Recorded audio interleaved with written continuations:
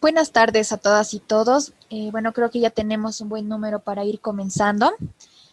Hoy es la cuarta sesión de este seminario de lógica de primer orden, organizado por la Sociedad Científica de Filosofía de la Universidad Mayor de San Andrés y el grupo Logic and Analytics, igual de la misma ciudad. Igual para recordarles unos aspectos importantes de la logística más que todo. A las 5 en punto hora Bolivia vamos a tener como 10 minutos para un break y la sesión dura hasta las 6 aproximadamente. Para el tema de los certificados, igual tengan muy en cuenta que tienen que haber asistido mínimamente a 6 sesiones de las 7 para tener este certificado de 20 horas académicas. Así que estén atentos al chat al momento de que tengamos que enviarles el link de la asistencia. Y bueno, yo creo que con eso ya puede comenzar, profesor. Muchas gracias, Daniela, y muchas gracias a todos los entes encargados de organizar el seminario. Entonces, hoy damos inicio a nuestra cuarta sesión. Recordemos que en la primera sesión revisamos la sintaxis de la lógica de primer orden. En la segunda sesión se revisó la semántica de la lógica de primer orden, así como un sistema axiomático. En la tercera, que fue la sesión de hace 15 días, revisamos el teorema de completitud y el teorema de corrección para la lógica de primer orden, que nos llevó o nos agotó toda la sesión por ser un teorema muy largo. Y hoy vamos a revisar, si por favor damos paso a la lámina siguiente, estos temas. Vamos a hacer un repaso del teorema de completitud, un repaso que va a ser necesario porque los teoremas que vamos a probar hoy, o mejor dicho, los esbozos de prueba que vamos a hacer hoy, para que pudiesen entrar todas en la conferencia de hoy, vamos a hacer son esbozos de prueba. Indicaremos dónde pueden ustedes buscar las pruebas a detalle, en qué textos, pero todos esos esbozos dependen de alguna u otra manera del teorema de completitud. Muchos de ellos se prueban como corolario del teorema de completitud. A pesar de que hay formas directas de probar estos teoremas, nosotros los vamos a presentar como corolarios del teorema de completitud. Entonces, para ello será importante el repaso del teorema de completitud. Obviamente no ofreceremos los tres lemas a detalle ni la prueba de ellos porque eso lo hicimos en la sesión pasada. Simplemente haremos un esbozo de cómo, asumiendo los tres lemas, se prueba la completitud de la lógica de primer orden. Luego probaremos el teorema de compacidad, que es un teorema muy importante, sobre todo porque termina siendo una técnica de construcción de modelos muy usada en los fundamentos de la matemática. Probaremos además que para la lógica de primer orden vale Lowenheim-Skolem, que recordemos es un teorema probado por primera vez en 1915 por Lowenheim y luego extendido hacia los 20 por Skolem. Y también probaremos Lowenheim-Skolem-Tarski hacia arriba y hacia abajo, dos teoremas que tienen importantísimas consecuencias en teoría de modelos. Tanto compacidad como Lowenheim-Skolem tienen consecuencias muy importantes por la construcción de modelos no estándar en la aritmética y en los números reales, y de eso va nuestro siguiente punto, que es que mostraremos cómo existen modelos no estándar para la aritmética y para la teoría de los números reales en primer orden. Haremos un comentario sobre el teorema de Lidron, no haremos ni la prueba ni esbozo de prueba, simplemente enunciaremos de manera informal el teorema de Lidron y diremos lo que él implica. Obviamente sí señalaremos en dónde se puede encontrar una prueba a detalle del teorema de Lidron y qué conceptos involucran tanto su enunciación como su prueba. Y finalmente, dado que la quinta sesión, la que tendremos dentro de 15 días, pasa por revisar las limitaciones expresivas de la lógica de primer orden, así como el teorema de indecibilidad de Church, nosotros vamos a cerrar esta cuarta sesión con algunos ejemplos de clases de estructuras que de hecho sí pueden ser definibles en primer orden. Dejaremos las que no pueden ser definibles en primer orden, y por lo que implica que la lógica de primer orden tiene grandes limitaciones expresivas, para la quinta sesión. Entonces, podemos continuar. El repaso del teorema de completitud para la lógica de primer orden es el siguiente. Siguiente lámina, por favor. Estas son nuestras referencias, insisto, estas son las referencias que yo estoy usando, no significa que no se puedan usar otros textos. De hecho, en la última sesión, en la séptima, veremos una buena cantidad de textos en donde se pueden recorrer todos estos temas. Vamos a trabajar con el texto de Di Prisco, Introducción a la Lógica Matemática, Enderton, una introducción matemática a la lógica, la tesis de licenciatura de mi tutor, el doctor Franklin Galindo, el teorema de completitud, disculpen, uno de los trabajos de ascenso de mi tutor, el teorema de completitud de Gödel, el teorema de colapso transitivo de Mostowski y el principio de reflexión. Lo pueden encontrar en su perfil de Academia Edu, y el artículo de Henkin, publicado en los 60, en donde se realiza la completitud y termina siendo la prueba más icónica y la más reconocida a nivel internacional. Entonces, recordemos que el teorema de completitud, probándolo vía Henkin, dice que sigma, si sigma es consistente, entonces sigma tiene un modelo. Entonces, recuerden que la demostración pasa por la construcción de 3 lemas. Los 2 primeros lemas consistían en crear un conjunto maximal consistente que estuviese atestiguado, y el tercer lema pasaba por construir el modelo para ese conjunto maximal consistente atestiguado. Entonces, la demostración del teorema de completitud sería la siguiente. Sea sigma un conjunto de sentencias, sea sigma un conjunto consistente de sentencias de un lenguaje L, y supongamos que la cardinalidad de L es igual a L sub alfa para algún ordinal alfa, se hace un conjunto de nuevas constantes tal que la cardinalidad de C, el tamaño del conjunto de las constantes nuevas, es igual al tamaño del lenguaje, es decir, al cardinal de L. Entonces, usando el lema 1, se puede extender sigma a un conjunto consistente de sentencias sigma prima, de modo que C sea un conjunto de testigos para sigma prima en L prima. ¿Sí? Entonces, ¿qué hicimos con el lema 1? Bueno, atestiguamos. Siguiente lámina, por favor.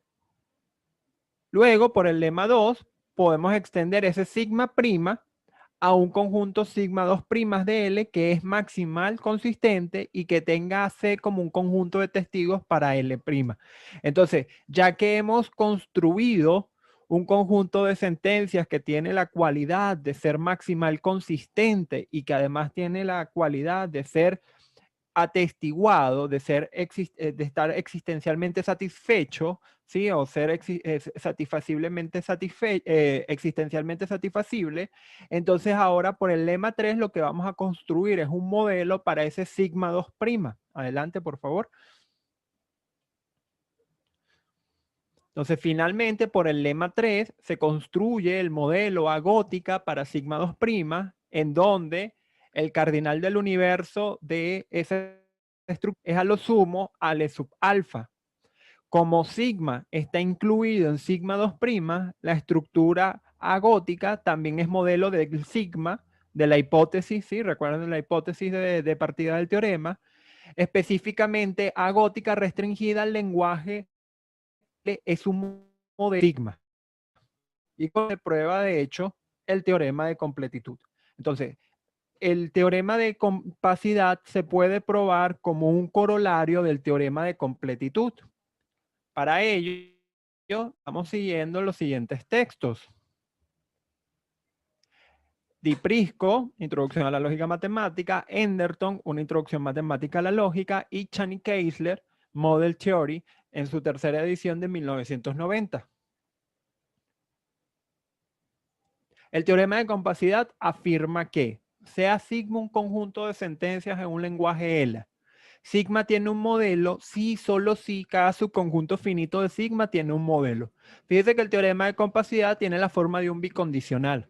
Por lo tanto, si lo queremos probar, tendríamos que probar el condicional que va de izquierda a derecha y el condicional que va de derecha a izquierda. Es decir, tendríamos que probar que si sigma tiene un modelo, entonces cada subconjunto finito de sigma tiene un modelo, y tendríamos que probar, que es la dirección más complicada, que si cada subconjunto finito de sigma tiene un modelo, entonces todo sigma tiene un modelo. Una prueba de este teorema como ya le he indicado, se puede encontrar en el libro de Ever Enderton, A Mathematical Introduction to Logic, que tiene una traducción por la UNAM al español, una introducción matemática a la lógica. El teorema de compacidad para lenguajes numerables fue presentado por primera vez en 1930 en la tesis de investigación doctoral de Kurt Gödel, dirigida por Hans Hahn, y en dicha tesis aparece, como nosotros lo vamos a presentar hoy, como un corolario del teorema de completitud para la lógica de primer orden. Sin embargo, este teorema, que tiene implicaciones muy importantes dentro de los estudios de los fundamentos de la matemática, se puede presentar como un resultado independiente. Por ejemplo, usando la técnica de construcción de modelos llamada ultraproductos, y una prueba de una forma de probarlo usando ultraproductos, la técnica de ultraproductos, que es muy importante dentro de los estudios de independencia de la teoría de conjuntos, se puede encontrar en la página 219 y 220 del libro de Shani Kehler en su tercera edición de 1990. Entonces, también tenemos que, si bien Gödel lo presentó para lenguajes numerables en 1930, en 1936 aparece una primera prueba por parte del matemático soviético Anatoly Maltsev del teorema de compacidad, pero para lenguajes de cualquier cardinalidad. ¿Sí? Y esto es muy importante porque, así como completitud se puede generalizar para lenguajes de cualquier cardinalidad, también se puede generalizar para lenguajes de cualquier cardinalidad. Entonces, a continuación, nosotros vamos a hacer un breve esbozo de prueba que nos va a indicar cuáles serían las pautas y la hoja de ruta a seguir en una demostración de este teorema. Siguiente lámina, por favor. Entonces, fíjense, nuestro esbozo de demostración parte de la idea de que tenemos que entender al teorema de compacidad como un bicondicional y por lo tanto tendremos que demostrar dos direcciones, una que va de izquierda a derecha y una que va de derecha a izquierda. Es fácil ver que si probamos las dos direcciones, luego por introducción de la conjunción y por definición del bicondicional, hemos probado de hecho el teorema de compacidad.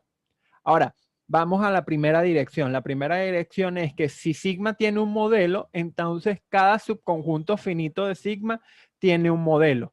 Esta dirección de hecho resultará trivial, porque si sigma tiene un modelo, ese mismo modelo, esa misma estructura que funciona como modelo de sigma, es la que funciona como modelo de cada uno de sus subconjuntos. Entonces, esta no es una dirección problemática, esta de hecho es una dirección trivial. La siguiente dirección es la que se suele considerar una dirección de interés, porque pasar de que cada subconjunto finito de sigma tiene un modelo a que todo el conjunto tiene un modelo es de hecho mucho más complicado. Entonces, esta segunda dirección que afirma que si cada subconjunto finito de sigma tiene un modelo, entonces sigma tiene un modelo, se puede probar o podemos dar un esbozo de prueba de la siguiente manera. Probaremos por reducción al absurdo y supondremos entonces que sigma de hecho no tiene un modelo. Entonces, si sigma no tiene un modelo, de sigma es consecuencia lógica phi y no phi, ¿sí? Por completitud precisamente.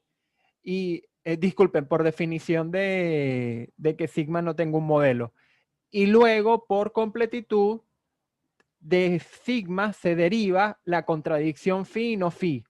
Pero por el teorema de finitud, que ahorita recordaremos, entonces existe un sigma sub 0 incluido en sigma, tal que de sigma sub 0 se deriva esa contradicción. Entonces sigma sub 0 no tiene modelo, pero esto contradice la hipótesis. Por lo tanto, sigma tiene un modelo. Fíjense la idea acá. La idea acá, si podemos volver a la anterior lámina, la idea acá es que, bueno, por la hipótesis de absurdo, nosotros lo que vamos a suponer es que de hecho sigma, todo el sigma grande, que queremos probar que tiene modelo a partir de cada uno de sus subconjuntos, también tiene un modelo. Todo ese sigma grande vamos a suponer que no tiene modelo. Si no tiene modelo es porque una de las consecuencias lógicas de sigma es una proposición precisamente que no se puede satisfacer, como phi y no phi. Una contradicción. Recordemos que las contradicciones no son satisfacibles, son insatisfacibles, de hecho. Luego, por completitud, ¿sí? Si dada una proposición A, esa proposición es consecuencia lógica de un conjunto de proposiciones, entonces por completitud, esa proposición A se deriva del conjunto de proposiciones. En este caso, por completitud, la contradicción se deriva de sigma.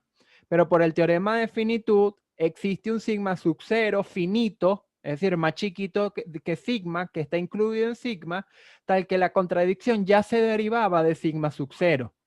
Pero por la hipótesis de nuestro teorema, es decir, por la hipótesis de esta dirección, ese sigma sub 0 ya debería tener un modelo, porque la hipótesis dice si cada subconjunto finito de sigma tiene un modelo.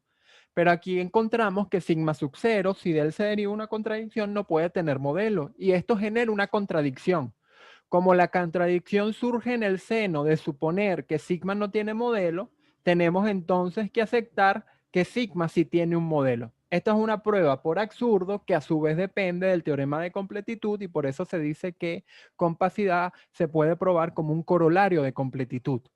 Pero les recuerdo que hay una prueba que pueden encontrar en Chaney-Taylor en donde se puede probar compacidad sin requerir del teorema de completitud. El teorema de finitud que tanto estamos citando acá es el siguiente. Teorema de finitud. Si phi es consecuencia lógica de sigma, entonces existe un subconjunto finito sigma sub 0 de sigma, tal que phi es consecuencia lógica de sigma sub 0.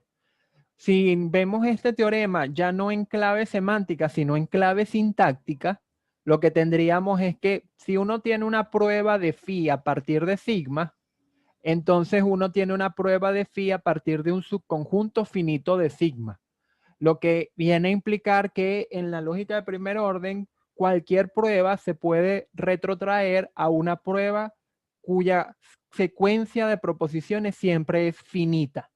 Una prueba de esto puede encontrarse en Introducción a la Matemática de Prisco, página 14.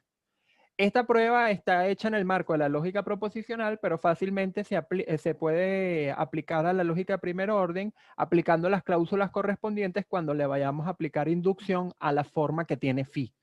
Entonces no hay un cambio tan drástico en pasar de la prueba para el caso de la lógica proposicional al caso de la lógica de primer orden. Solo tendríamos que considerar que phi en primer orden puede ser de hecho una fórmula cuantificada. Eso sería todo. Y eso se hace evaluando precisamente el rango de la phi que entra en consideración.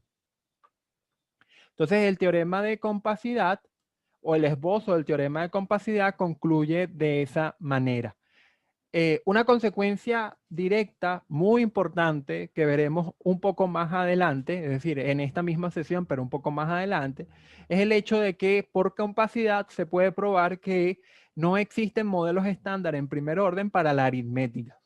Esto implicó que compacidad sea una puerta para el estudio de modelos no estándar y sobre todo de teorías matemáticas no canónicas o no estándar, que es ahorita, hoy por día, uno de los campos más fértiles de los fundamentos de la matemática. Entonces, vamos a proceder con nuestras otras pruebas o esbozos de prueba que competen al teorema de Löwenheim-Skolem.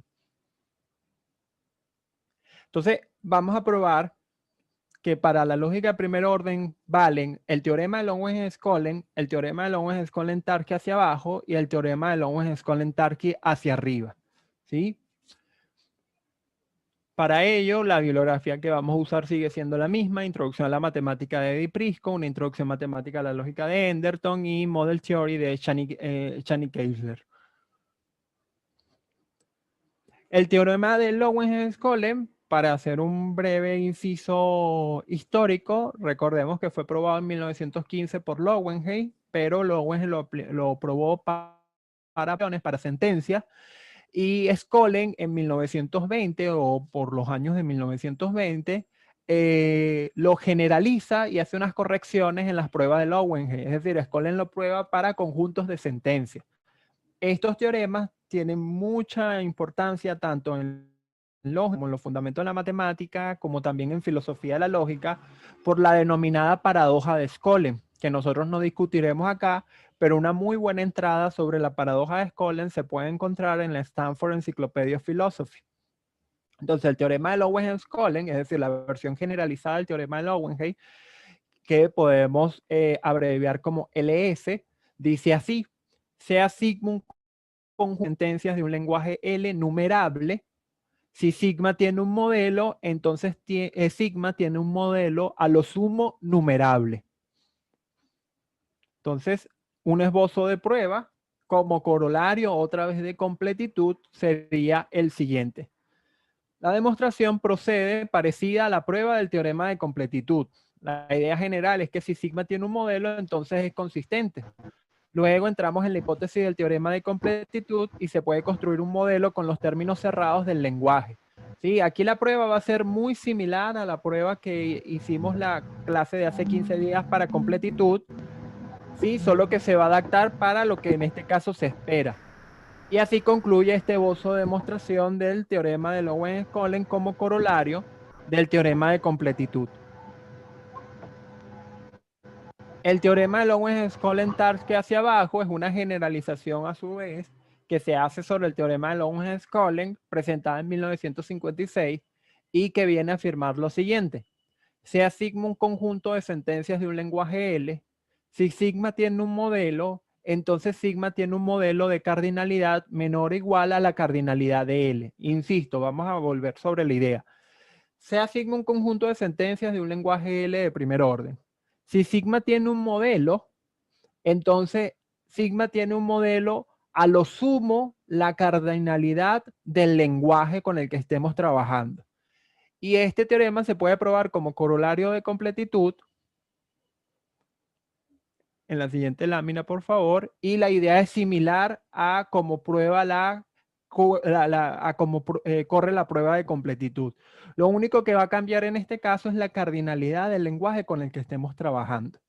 Ahora vamos a enunciar el teorema de Lowenheim-Skolem-Tarski hacia arriba.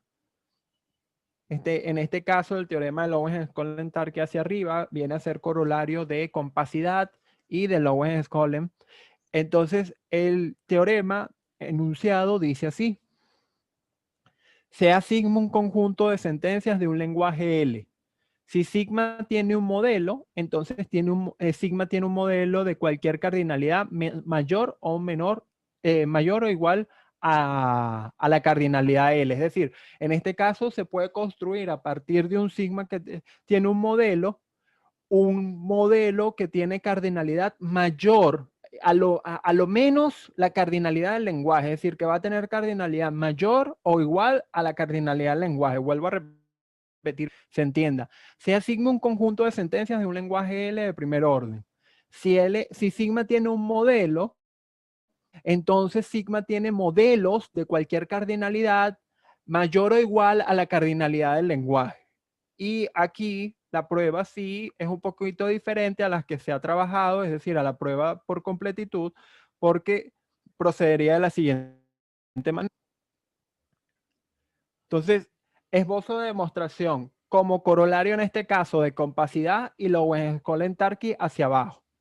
Entonces, sea kappa un cardinal mayor o igual que el cardinal de L, ¿sí? Debemos probar que sigma tiene un modelo de cardinalidad kappa.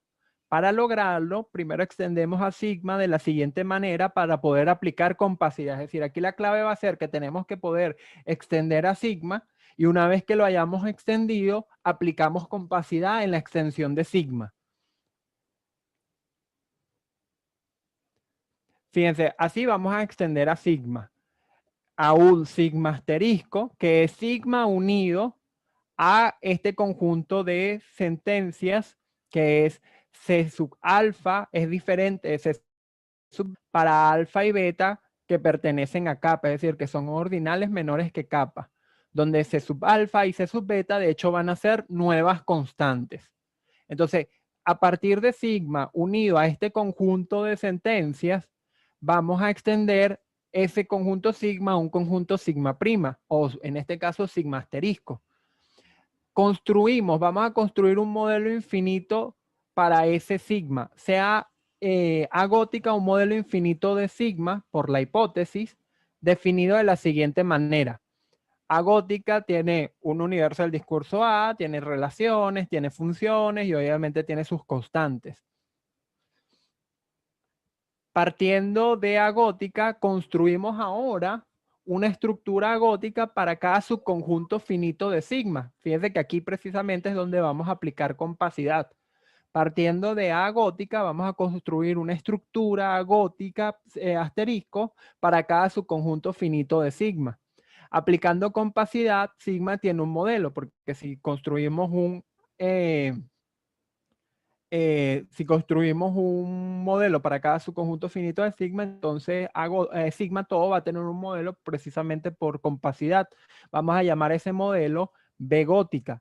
Se cumple que la cardinalidad de B gótica es mayor o igual a kappa, pero aplicando el Lowens-Kolln-Tarski hacia abajo, tenemos que sigma asterisco tiene un modelo C cuya cardinalidad es a lo sumo la cardinalidad del lenguaje, ¿sí? En este caso de L asterisco, que es la extensión de L unido a las nuevas constantes, a una cantidad constante, a una cantidad lambda de constantes. Ajá. Pero de lo anterior, ¿qué se sigue? Bueno, de lo anterior se sigue que la cardinalidad de L es menor o igual a kappa o es mayor o igual a kappa. Por lo tanto, la cardinalidad de L es igual a kappa. ¿Sí? Si un número es mayor o igual que un primero y menor o igual que un tercero, entonces obviamente esos dos números son el mismo. Entonces, en este caso, tenemos que la cardinalidad de L es igual a kappa y como lo que queríamos probablemente se cumple. Si podemos ir atrás 3, 4 láminas. Una más atrás, por favor. Más atrás. No, disculpe.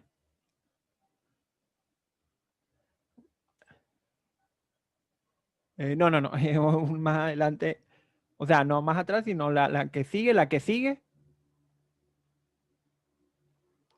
Ajá, aquí está. Ajá, muchas gracias, Daniela. Aquí está, fíjense. Sea kappa un cardinal mayor o igual que la cardinalidad del lenguaje. Debemos probar que sigma tiene un modelo de cardinalidad kappa. Y eso es lo que terminamos probando gracias a la aplicación de compacidad y Lowens-Kolln-Tarski hacia abajo. Entonces, con eso queda demostrado el esbozo, o con eso, mejor dicho, hicimos un esbozo de demostración del teorema de Lowens-Kolln-Tarski hacia arriba. Entonces, fíjense que partimos de un cardinal kappa mayor o igual a la cardinalidad del lenguaje. Y para lograr esto, lo primero que vamos a hacer es extender sigma a un conjunto sigma estrella, o en este caso sigma asterisco, que es el que presentamos en la siguiente lámina, que es este sigma que está aquí arriba, sigma asterisco, es sigma unido a este conjunto de sentencias que nos dice que la constante C sub alfa es distinta de la constante C sub B, para C sub beta, disculpen, para alfa y beta, que son cardinales menores que kappa. ¿Sí? Ahora, sea un modelo infinito de sigma, precisamente por la hipótesis, definido de la siguiente manera. Nosotros lo que hacemos luego es construir un modelo extendido, o mejor dicho, construir un modelo para cada subconjunto finito de sigma, que es como lo tenemos en la siguiente lámina. Aquí vemos que a partir de agótica construimos estructuras agótica asterisco para cada subconjunto finito de sigma. Y aquí podemos aplicar compacidad y entonces sigma tiene un modelo, porque si cada subconjunto finito de sigma tiene un modelo, todo sigma tiene un modelo. Sea B dicho modelo. Se cumple que la cardinalidad de B gótica es menor o igual que kappa. Pero aplicándolo en Kolln-Tarski hacia abajo, tenemos que sigma asterisco tiene un modelo, ¿sí? Cuya cardinalidad es a lo sumo el lenguaje de L asterisco. ¿Quién es L asterisco? La extensión de L con las constantes nuevas. En este caso, para eso es gamma, para gamma constantes. Ahora, en la siguiente lámina tenemos entonces que el cardinal de L es mayor o igual que kappa y menor o igual que kappa. Es decir, que el cardinal de L es igual a kappa. Y esa termina siendo la cardinalidad del modelo que queríamos construir para sigma. Y esto, de esta manera, hace que valga el teorema de Lowens-Kolln-Tarski hacia arriba. Estos teoremas, lo podemos ver en la siguiente lámina, tienen, bueno, dichos teoremas poseen una larga historia, como ya lo hemos mencionado, pero también tienen muchas consecuencias importantes, sobre todo, así como capacidad permite probar modelos no estándar para la aritmética. Lorenz-Collen nos va a permitir crear modelos no estándar para la teoría de los números reales en primer orden. Y esto también ha generado un rico campo de investigación que consiste en la teoría de los números reales no estándar o en la creación de la teoría de los números reales no estándar. Sobre todo, un campo de aplicación y de investigación matemática que tiene mucha vida desde los mediados de 1950 gracias a la labor del matemático Abraham Robinson. Entonces nosotros lo que vamos a hacer ahorita es mostrar cómo se pueden construir modelos no estándar para la teoría de los números reales, así como para la teoría de los números naturales. Siguiente lámina, por favor. Entonces existen modelos no estándar para la aritmética y para la teoría de los números reales en primer orden. Primero vamos a definir quién es Teo de los naturales y Teo de los reales, es decir, quién es la teoría de los naturales y quién es la teoría de los reales. En la siguiente lámina podemos ver una definición de dichas teorías. Para ello vamos a usar Introducción a la Matemática de Di-Prisco, una Introducción Matemática a la Lógica de Enderton y Model Theory de Chani-Keisler. Entonces, fíjense, la teoría de los naturales es este conjunto de sentencias que pertenecen al lenguaje de la aritmética, tal que son verdaderas en esta estructura, que es la estructura estándar de los naturales. ¿Sí? Entonces, la teoría de los naturales, ¿quién va a ser? Bueno, todas las sentencias escritas obviamente en el lenguaje de la aritmética, que de hecho son verdaderas en esta estructura, la estructura que tiene el conjunto de los naturales con su suma y producto usuales, con su operación de sucesor o su operación sucesor, con su orden normal que es el orden menor que, y con sus dos objetos destacados, en este caso el 0 y el 1. Y para los reales, lo mismo, la teoría de los reales es todas las sentencias del lenguaje de los reales, tal que son verdaderos en esta estructura. ¿Quién es esta estructura? Bueno, son los reales con su suma usual, su producto usual, su sucesión, el 0 y el 1. Entonces, una vez que hemos definido la teoría de los números naturales y la teoría de los números reales, vamos a buscar un modelo estándar para esa teoría. Para cada una de esas, un modelo no estándar, disculpen, para cada una de esas teorías. Entonces, vamos a hacer el esbozo de demostración. Primero vamos a tratar de construir un modelo no estándar para la teoría de los naturales y este sería el siguiente modelo. Fíjense, lo primero que vamos a hacer es extender a la teoría de los naturales para aplicar compacidad de la siguiente manera. Sigma estrella o sigma asterisco va a ser la teoría de los naturales unida a este conjunto de proposiciones que en este caso son C, una constante, es diferente al siguiente número a n veces la aplicación de la función sucesor sobre 0, donde C es una nueva constante distinta de 0 y de 1, ¿sí? Es decir, aquí nos están diciendo que C no es ningún número en el sentido de que no es 0, no es 1 y no es ningún sucesor. Es mayor a cualquier número que sea 0, 1 y sucesor. Entonces, consideremos un subconjunto finito de sigma asterisco. Solo para hacerlo de la manera más específica posible, vamos a considerar un subconjunto finito de sigma estrella cualquiera. ¿Sí? Ese subconjunto puede ser este que vemos en pantalla, que tiene K sentencias de la teoría de los naturales y tiene esta cantidad de sentencias que nos dicen que, bueno, C es distinto de 4, C es distinto de 8, C es distinto de n veces el sucesor de 0 y así, y así. Entonces, tomemos en cuenta una estructura que sería la siguiente. Tiene a los naturales, su suma, su producto, su función sucesor, su relación de orden usual, el 0, el 1, pero tiene un elemento destacado que va a ser C como modelo de gamma. donde este elemento destacado es un natural mayor que el mayor exponente de la función sucesor. Fíjense que precisamente el modelo lo estamos construyendo según lo que hemos dicho, que las diferencias que están aquí arriba son que C es mayor que cualquier número natural. Es decir, hay un número natural que es mayor que todos. Eso es lo que significa C. Y en este caso, C es un número natural mayor que el mayor exponente que pudiésemos pensar para la función sucesor. Entonces, aplicando compacidad, obtenemos un modelo beta, disculpen, un modelo B gótica, ¿sí? Para sigma asterisco. ¿Por qué aplicando compacidad? Porque recordemos que este subconjunto que tenemos aquí arriba en la segunda línea es un subconjunto finito de sigma asterisco.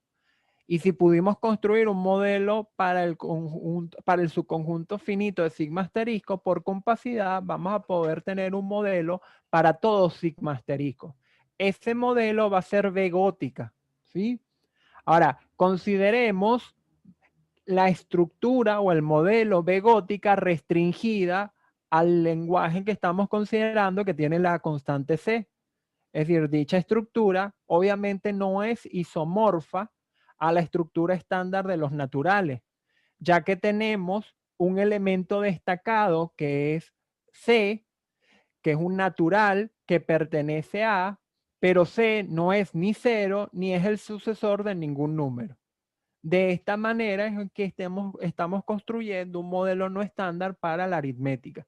¿Con qué? Con la inclusión de esta C, que si bien pertenece a los naturales, es decir, pertenece al universo de la estructura, no es ni cero, ni tampoco es ningún sucesor. Y ahora vamos a hacer lo mismo, vamos a construir un modelo no estándar para la teoría de los números reales y ese modelo es el siguiente. Entonces, partimos de que, bueno, la conjunción de las sentencias de la teoría de los números reales es verdadera en esta estructura, que es la estructura estándar de los números reales, que tiene a los reales con su suma, su función sucesora, dos objetos destacados, en este caso el 0 y el 1. Y luego aplicando el teorema de Lowens-Collins, la teoría de los reales tiene un modelo a lo sumo numerable, ¿sí? Recuerden que el teorema de Lowens-Collins dice que si una teoría, si un conjunto de sentencias tiene un modelo, entonces tiene un modelo a lo sumo numerable. A ese modelo vamos a llamarlo, solo por el momento, vamos a llamarlo B gótica. Entonces, ¿qué tenemos por Lowens-Collins? Bueno, que la cardinalidad de B gótica es menor o igual a L sub 0. Pero por el teorema de Cantor, la cardinalidad de los reales es igual a la cardinalidad de partes de n. Es decir, la cardinalidad de los reales es mayor a L sub 0. En consecuencia, B gótica, recordemos la noción de isomorfismo, no es isomórfica a la estructura estándar de los reales. ¿Sí? Siguiente lámina, por favor. Y así concluye el esbozo de demostración. Es decir, construimos un modelo B gótica por Lowens-Collins que no es isomorfo al modelo de los reales, pero sin embargo, para él valida las sentencias de la teoría de los números reales. Entonces ahora vamos a hacer un comentario sobre el Lidron. El teorema de Lidron es un teorema muy importante. Hace poco uno de los autores del libro de Mathematical Logic, esos autores se llaman Ebbinghaus. Bueno, ahorita lastimosamente no recuerdo el nombre, pero uno de ellos hizo hace poco una acción de algunas aplicaciones contemporáneas del teorema de Lidron, lo que viene a significar que es un teorema muy, muy importante hoy en día. Para este comentario estamos siguiendo los siguientes textos.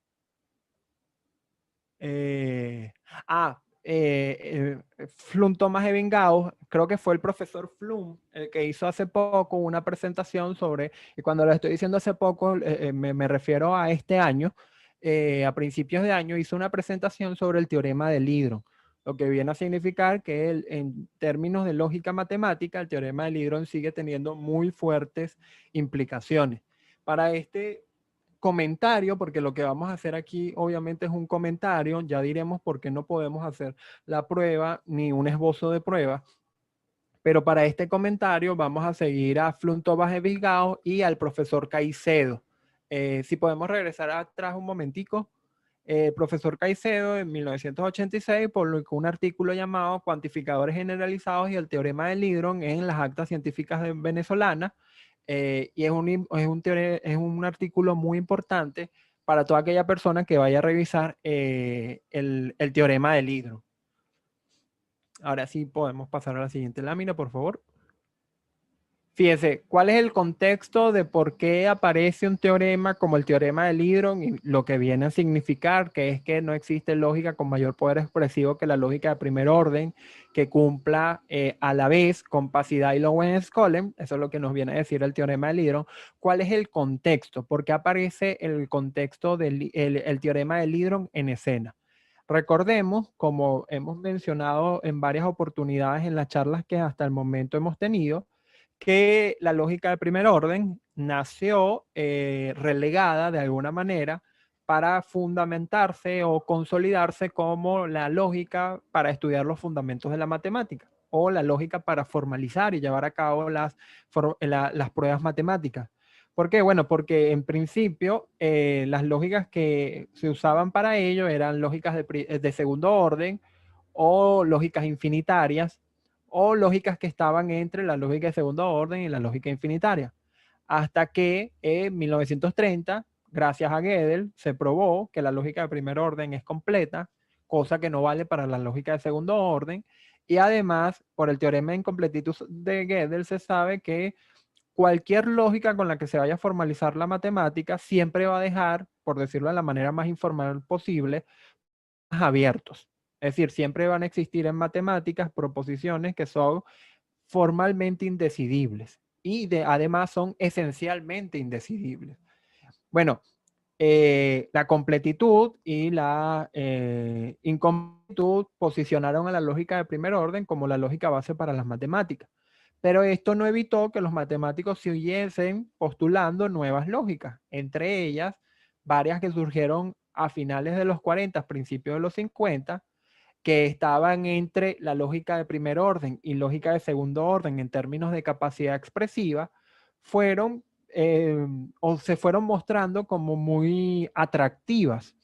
Y esto fue lo que terminó generando un campo de investigación entre los 50 y 60 del siglo pasado muy nutritivo, que era examinar cuáles de estas extensiones de la lógica de primer orden, cuya capacidad expresiva se encontraba entre primer y segundo orden, resultaban tan o más que la lógica de primer orden y cumplían con cualidades como completitud, compacidad y Lorentz-Collen.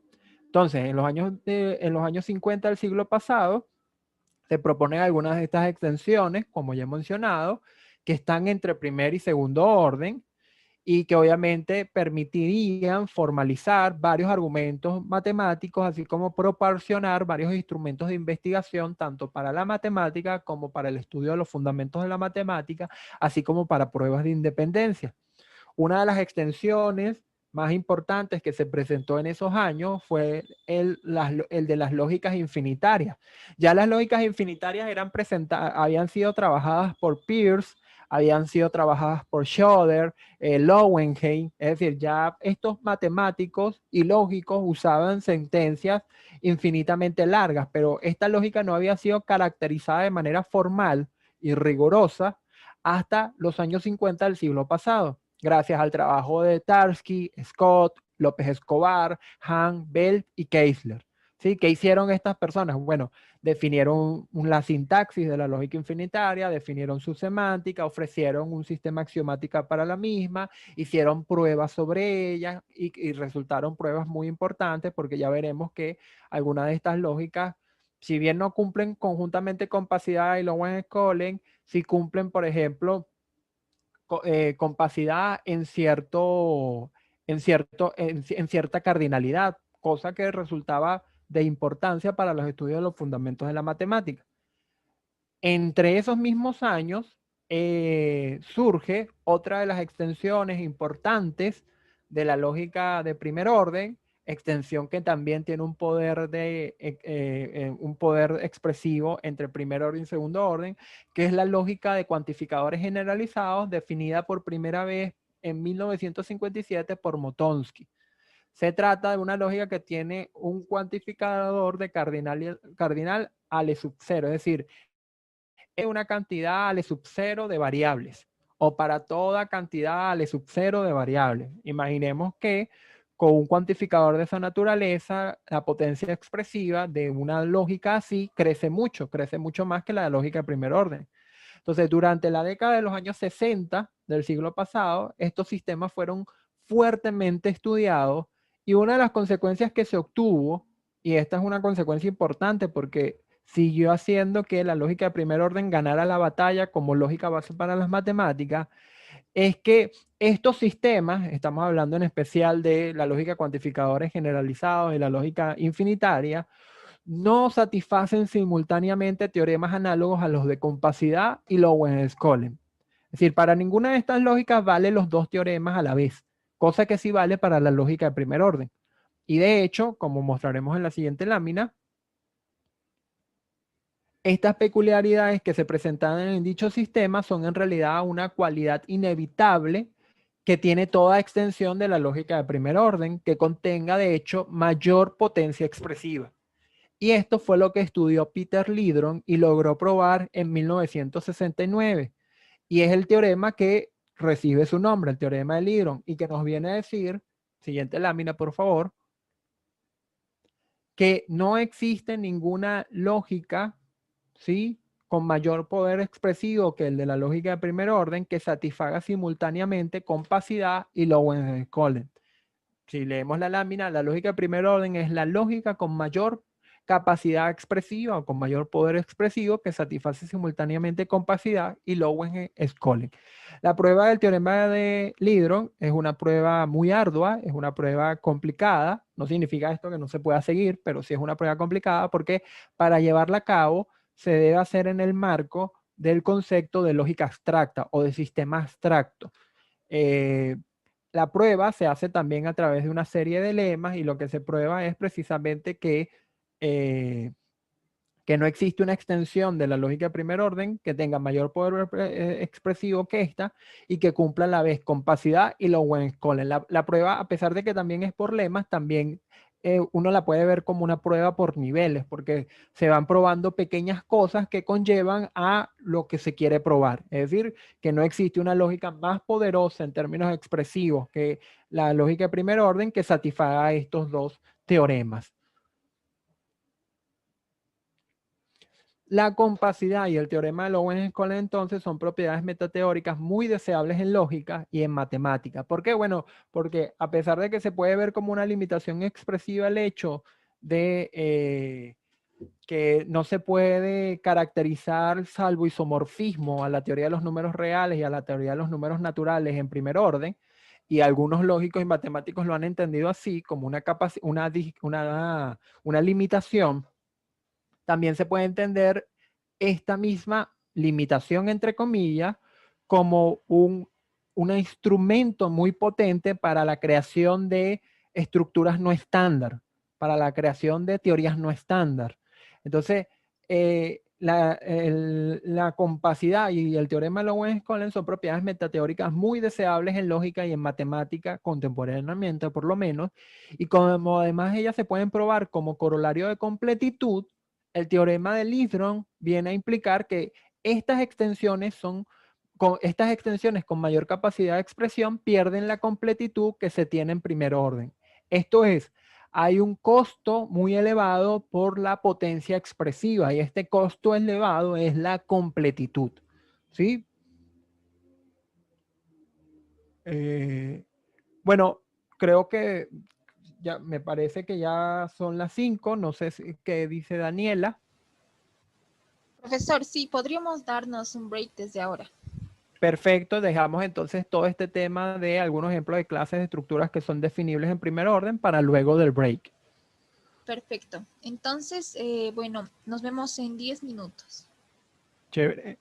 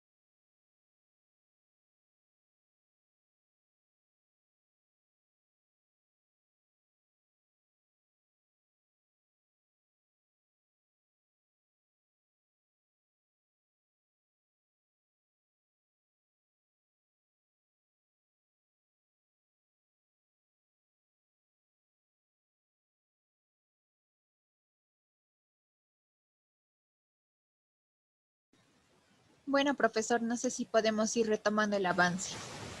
Perfecto, Daniela, gracias. Bueno, fíjense, dos comentarios que quería hacer antes de continuar. Uno, nosotros en la sesión que viene, dentro de 15 días, vamos a ver algunos ejemplos de clases de estructuras que de hecho no se pueden definir en primer orden, ¿sí? Así como el teorema de indecidibilidad de Short. Entre las clases de estructuras que no se pueden definir en primer orden está la clase de las estructuras de los grupos no numerables, la clase de las estructuras finitas, las clases de las estructuras infinitas, la clase de los grupos de torsión, así como la clase de los cuerpos arquimidianos. Y hoy vamos a presentar algunas estructuras de clases, algunas clases de estructuras que de hecho sí se pueden definir, pero ¿por qué digo esto? ¿Por qué hago este inciso? Porque no hay que pensar que si bien nuestra postura hasta el momento ha sido defender a la lógica de primer orden ante otras lógicas, no hay que pensar que esto significa que la lógica de primer orden no tenga limitaciones. De hecho, tiene muchas limitaciones y muy importantes, porque esas estructuras que acabo de citar, de las cuales solo haremos las pruebas de algunas en la próxima sesión, son estructuras que tienen mucha importancia tanto en las investigaciones matemáticas como en los fundamentos de la matemática. Entonces no hay que pensar que la lógica de primer orden no tiene limitaciones o no tiene carencias expresivas. Sí las tiene muchas carencias expresivas. Y lo otro es que, y esto es quizás un inciso histórico antes de seguir, pero tiene que ver estimado a lo que será nuestra sexta sesión, y es que en 1923 el matemático y lógico noruego Thoralf Skolem, ¿sí? Que fue un matemático muy importante en teoría de conjuntos, y también, bueno, digamos, el presentador de la tan famosa paradoja de Skolem. En 1923 Skolem hizo una propuesta de la comunidad matemática, o mejor dicho, una doble propuesta ante la comunidad matemática que no era aceptada por muchos matemáticos del momento, en especial por Zermelo. Esa propuesta consistía en entender a la lógica de primer orden como la lógica base para las matemáticas, es decir, reescribir a la teoría de conjuntos en primer orden, para lo que Zermelo no estaba nada de acuerdo, dadas las limitaciones expresivas de la lógica de primer orden. En la lógica de primer orden, por ejemplo, hay muchas de las conceptos y las nociones y relaciones importantes de la teoría de conjuntos, pero otra cosa importante que propuso Skolem, y que eso sí no terminó como ganando la batalla, era considerar una especie de lógico, es decir, considerar que la lógica de primer orden era toda la lógica, que no había más lógica que la lógica de primer orden. Uno puede pensar por ciertas lecturas que algunos filósofos como Quine, por ejemplo, defenderían esa causa, Pero la realidad es que a pesar de que la lógica de primer orden hoy en día es la lógica canónica con la que se suele formalizar la matemática, eso no significa que para los matemáticos y los lógicos otras lógicas no sean atractivas. Y hago este inciso precisamente en relación con las que acabamos de nombrar, la lógica infinitaria y la lógica de cuantificadores generalizados. Las lógicas infinitarias fueron muy bien recibidas por los matemáticos a pesar de las limitaciones que ya conocemos por el teorema de Lidron, y las lógicas de cuantificadores generalizados también fueron muy bien recibidas por los matemáticos, y con ellas se prueban incluso ciertos resultados en aritmética transfinita. Entonces, la segunda propuesta de Skolem de hecho no tuvo relevancia entre la comunidad matemática porque el matemático no quiere que coaccionen, digamos, los instrumentos de su trabajo. Si bien la lógica canónica que terminó formalizando a la matemática fue la de primer orden, esto no significa que sea la única lógica. Entonces, eso hay que tenerlo presente para que no se juzgue que en lo que vamos de conferencias se está defendiendo algún tipo de monismo. Al contrario, no defendemos el monismo. Queremos dar cuenta es de la importancia de la lógica de primer orden, pero esto no desacredita ninguna otras lógicas. Claro, también ahí entran otras tantas lógicas y la pregunta del señor Javier es muy importante. También estaría presente, por ejemplo, la lógica modal y las lógicas intencionales definidas por Carnap. Todas estas lógicas también son muy bien recibidas. La lógica modal tiene muchas aplicaciones matemáticas. Pensar que la lógica de primer orden es toda la lógica sería entonces desacreditar a la lógica modal, y la lógica modal precisamente tiene hoy día mucha más relevancia en los estudios de fundamentos de la matemática que nunca. Entonces, la segunda propuesta de Skolem es precisamente la propuesta de considerar a la lógica primer orden como toda la lógica, es precisamente la propuesta que no tuvo cabida dentro de la comunidad matemática. Entonces, una vez dicho esos incisos, podemos pasar a ver algunas clases de estructuras que de hecho sí son definibles en la lógica de primer orden. Nuestras referencias para este caso, y también pueden ser las suyas, los animaría en este sentido a revisar los textos, son Chan y Keisler en Model Theory. Bueno, también estoy siguiendo al doctor Franklin Galindo en su tesis de licenciatura, que precisamente es una tesis sobre el teorema de Lidron, no solo siguiendo, sino también de alguna manera perfeccionando el artículo de Caicedo. También estoy siguiendo a Flum Thomas Ebbinghaus en Mathematical Logic, y dos textos solo por algunos conceptos introductorios sobre álgebra que hay que considerar en este apartado, que son el texto de Fraley sobre álgebra abstracta, primer curso, y el texto de Herstein sobre álgebra moderna. Cualquier texto sobre álgebra abstracta seguramente les va a servir también para considerar las estructuras que en este caso vamos a referir.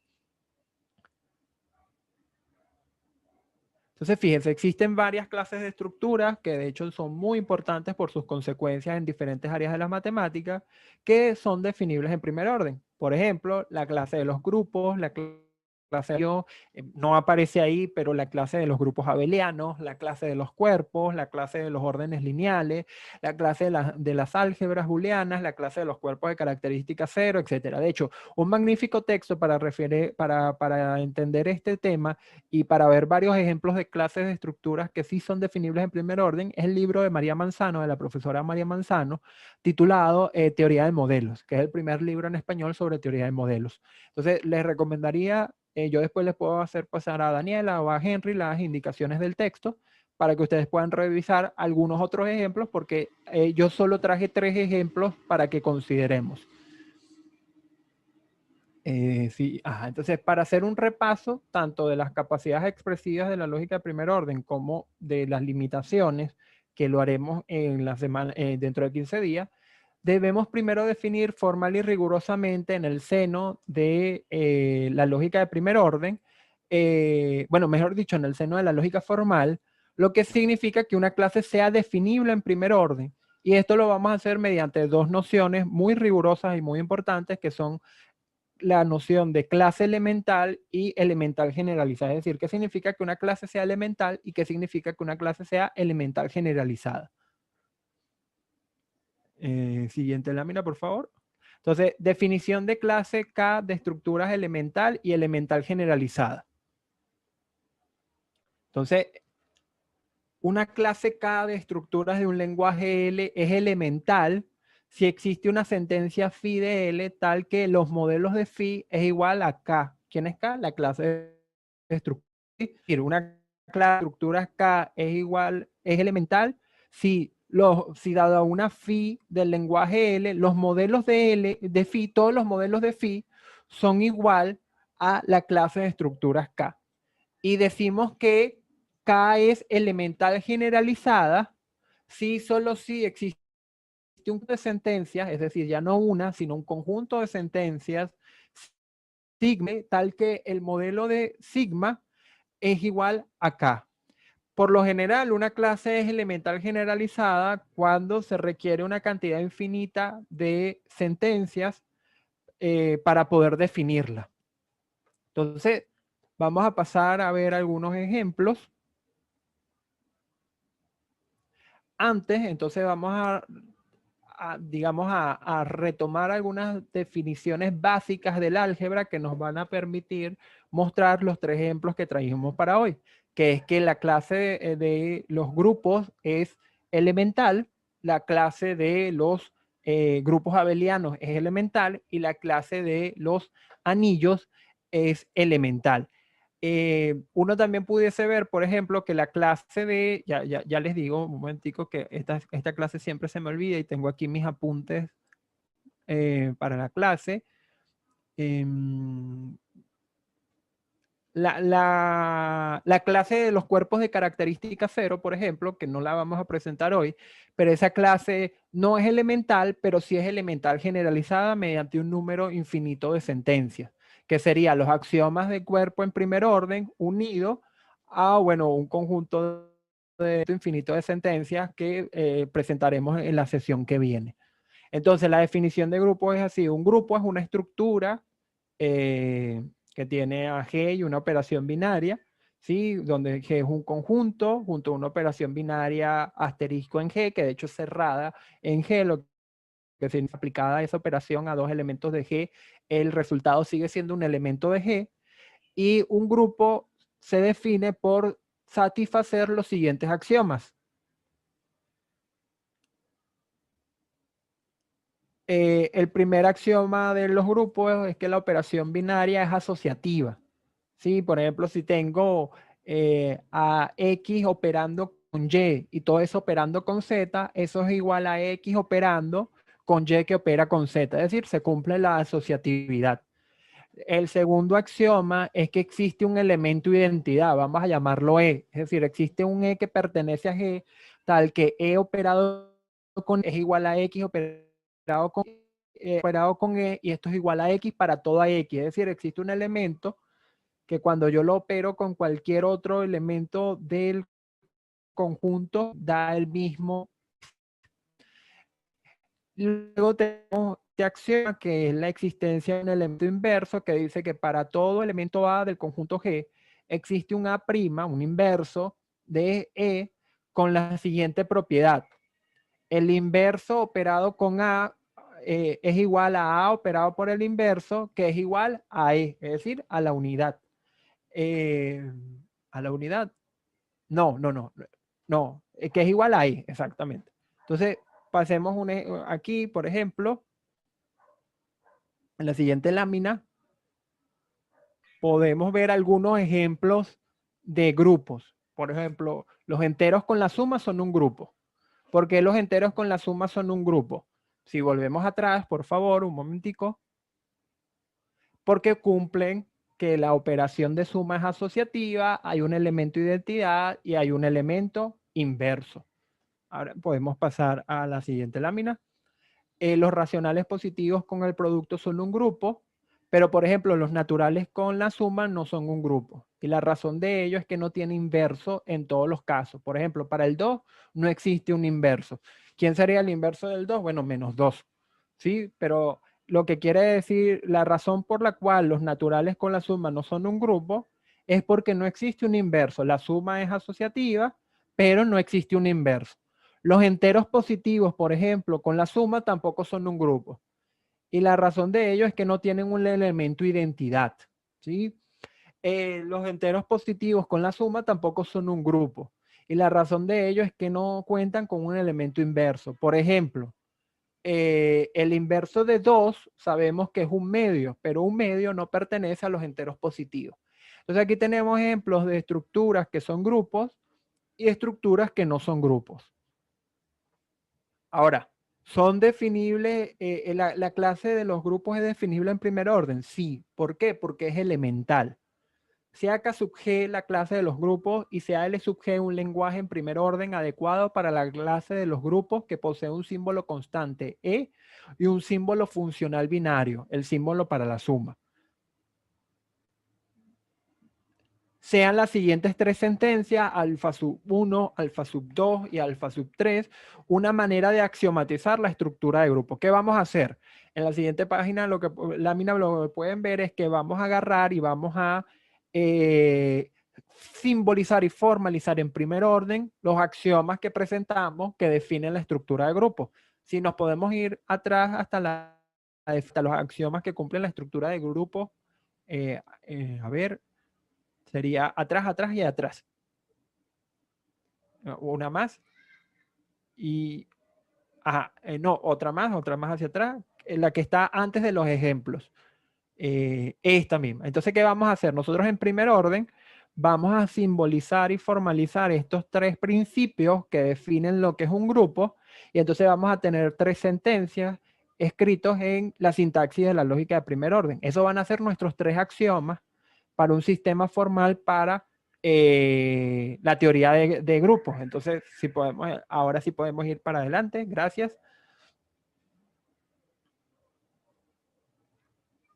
Entonces, estos son los tres axiomas, ¿sí? Fíjense, para todo X, para todo Y, para todo Z, X más Y sumado a Z es idéntico a X más Y sumado a Z. El segundo axioma, para todo X, E más X es igual a X más E igual a X. Y el tercer axioma, para todo X existe un Y, X más Y es igual a, aquí debemos haber colocado X más Y igual a X. Entonces, estos tres axiomas, si yo los agarro, van a ser la sentencia que de hecho vuelve elemental a la clase de los grupos. Siguiente, por favor. Entonces, sea esta conjunción, ¿sí? La conjunción de los tres axiomas anteriores. Tenemos que K sub G es elemental, pues el modelo de esa conjunción, de esa sentencia que está en forma de conjunción, que es agarrar alfa 1 en conjunción con alfa 2, en conjunción con alfa 3, el modelo de esa sentencia es la clase de los grupos. Y ello implica entonces que la clase de los grupos, como es elemental, entonces es definible en primer orden, ¿sí? Porque existe una sentencia, ¿sí? Cuyos modelos son precisamente la clase de los grupos. Entonces ahora vamos con el ejemplo de grupo abeliano. ¿Sí? Un grupo G es abeliano. Fíjense, un grupo G, ¿qué significa que un grupo G es abeliano? Si su operación binaria, asterisco, es conmutativa, es decir, un grupo G cumple con los axiomas de grupo más un nuevo axioma que es la conmutatividad de la operación del grupo. En este caso sería los axiomas 1, 2 y 3 de grupo, ¿sí? Elemento identidad, elemento inverso y asociatividad, y le tenemos que sumar una nueva propiedad que es que el hecho de que la operación sea conmutativa. Unos ejemplos de grupos abelianos son los siguientes. Por ejemplo, los enteros con la suma o las racionales positivos con el producto son grupos abelianos. ¿Por qué?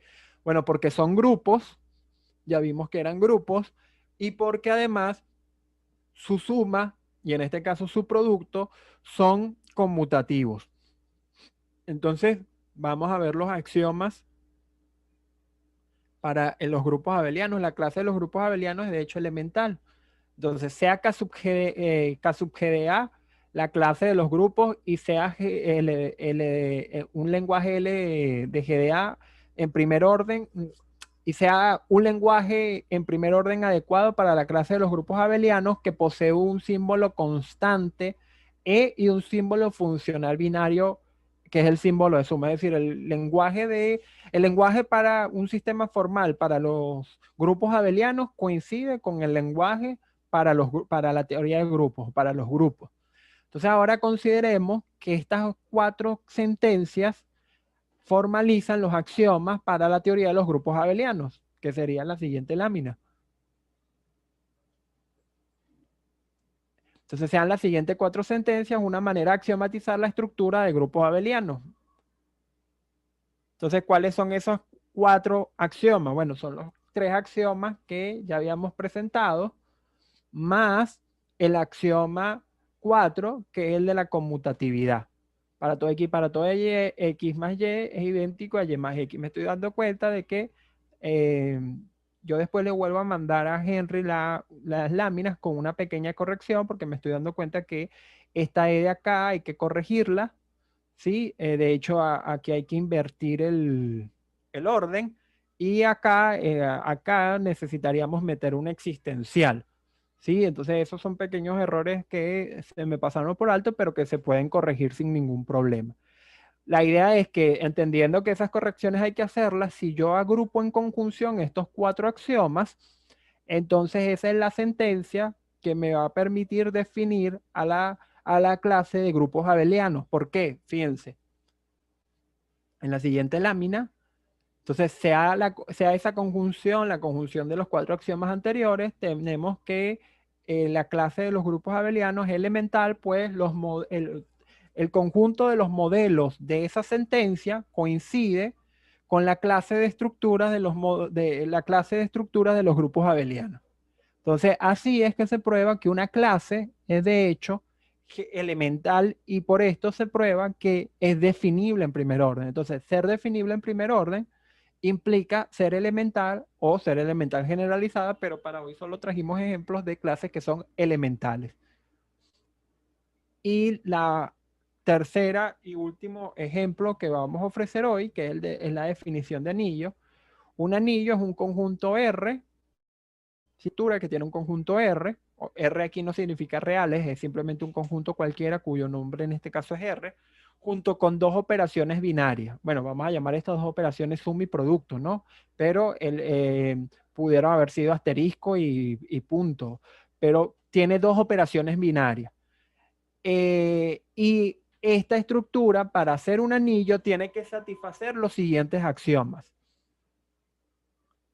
Tiene que ser un grupo abeliano. Es decir, ¿qué significa que tenga que ser un grupo abeliano? Que tiene que ser un grupo, tiene que tener elemento inverso, elemento identidad, tiene que tener el axioma de asociatividad.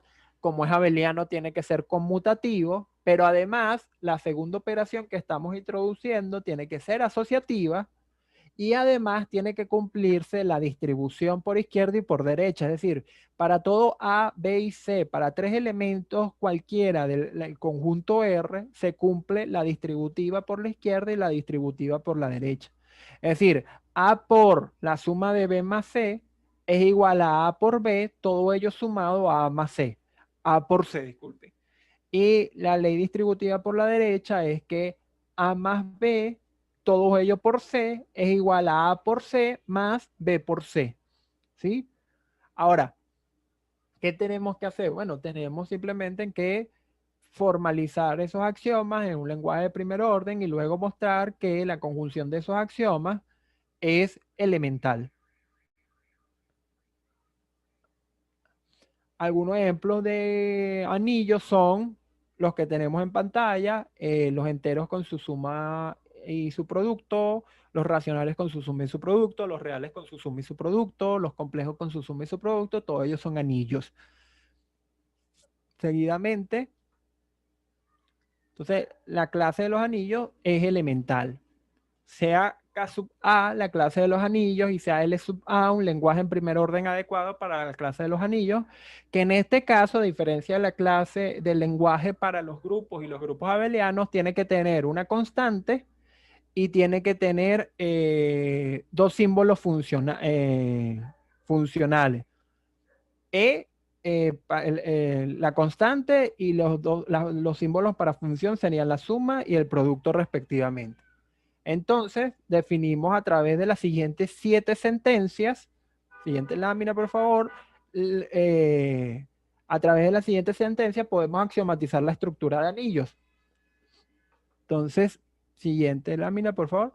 Y ahora me estoy dando cuenta otra vez que no, en el segundo axioma no tendríamos que meter ningún existencial porque es una constante.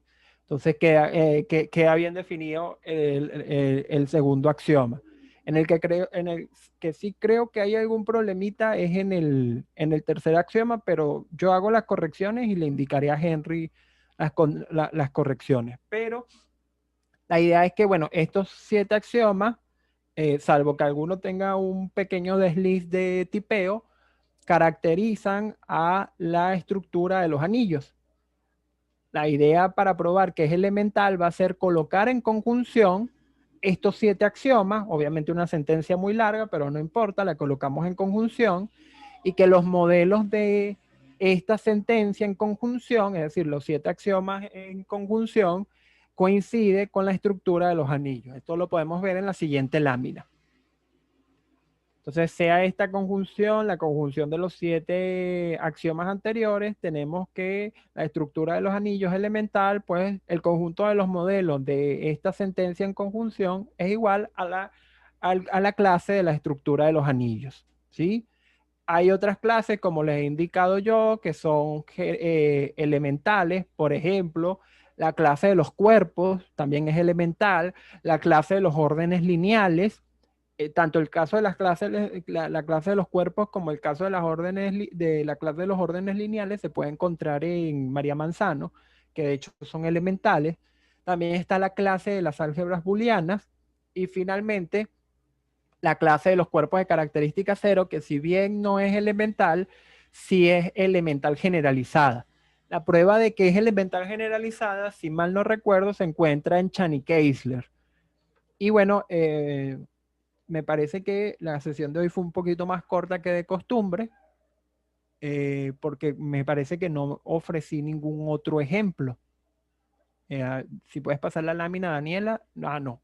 Eso eran todos los ejemplos. Entonces, la sesión que viene, lo que puedo hacer es colocar el caso de por qué los cuerpos de característica cero es elemental generalizada y no elemental. Pero entonces igual tendríamos un ejemplo de una clase más que sí es definible, una clase de estructuras más que sí es definible en primer orden. Veremos cuando no son definibles algunas estructuras, traeremos algunos ejemplos a colación, pero nuestra atención principal va a ser en el teorema de indecidibilidad de Shor y en algunas